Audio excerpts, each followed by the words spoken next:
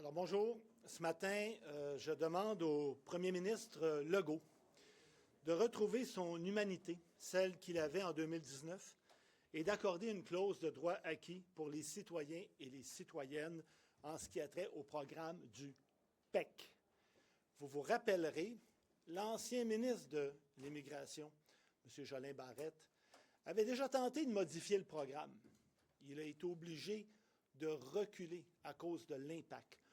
On vit présentement la même chose. Moi, il y a des gens qui m'appellent. Je rencontre des personnes, des familles qui sont venues au Québec, qui ont suivi des cours. Je pense entre autres à la famille Le Dantec, qui d'ailleurs a donné une entrevue aux médias. Monsieur a obtenu 2 DEP. Monsieur est soudeur. Il veut travailler. Il a un emploi. Son employeur veut le garder. Ils ont 4 enfants. Ils sont partis de la France. Ils sont ici, ils sont bien intégrés, ils parlent français.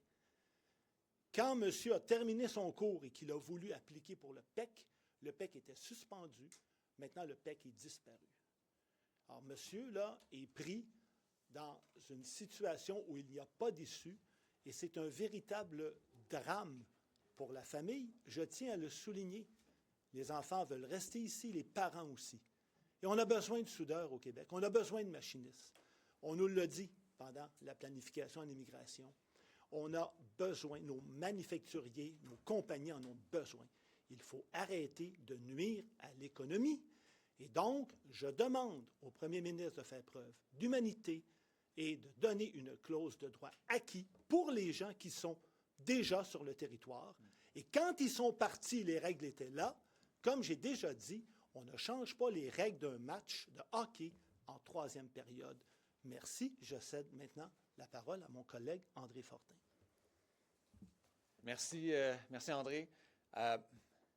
Le dossier du programme de l'Expérience québécoise, là, il est symptomatique de ce gouvernement-là. C'est un gouvernement qui connaît les conséquences de ses actes, qui connaît les conséquences négatives, dans ce cas-ci, sur l'économie, connaît les conséquences négatives sur le financement de nos universités, mais qui choisit quand même d'aller tout droit dans un mur. Et c'est vrai en matière d'immigration, mais c'est vrai en matière de santé. Le gouvernement du Québec, le premier ministre, connaît l'impact de la loi 2. On la voit à tous les jours. Il y a des médecins qui quittent à tous les jours. Il y a des patients qui reçoivent des lettres comme quoi ils n'ont plus de médecin à tous les jours, mais ils choisissent d'aller de l'avant quand même. C'est vrai en foresterie aussi. Le gouvernement connaît l'ampleur de la situation, mais il choisit de l'ignorer, choisit d'arriver avec des demi-mesures qui ne donneront pas l'aide structurante dont l'industrie a besoin pour sauver les emplois partout en région. C'est un gouvernement qui fait de l'aveuglement volontaire. M. Fortin, c'est une arrivée assez spectaculaire là, que vous vivez comme chef parlementaire. Il y a à peine 5 minutes, Paul Saint-Pierre Plamondon a répété que le Parti libéral, c'était une culture de la corruption. Oui. Juste un commentaire pour M. Saint-Pierre Plamondon. Tout ce qui est exagéré est insignifiant. Et c'est particulièrement vrai dans ce cas-ci. Mais j'ai un commentaire également pour Simon Jolin Barrette, dont j'ai entendu les propos hier.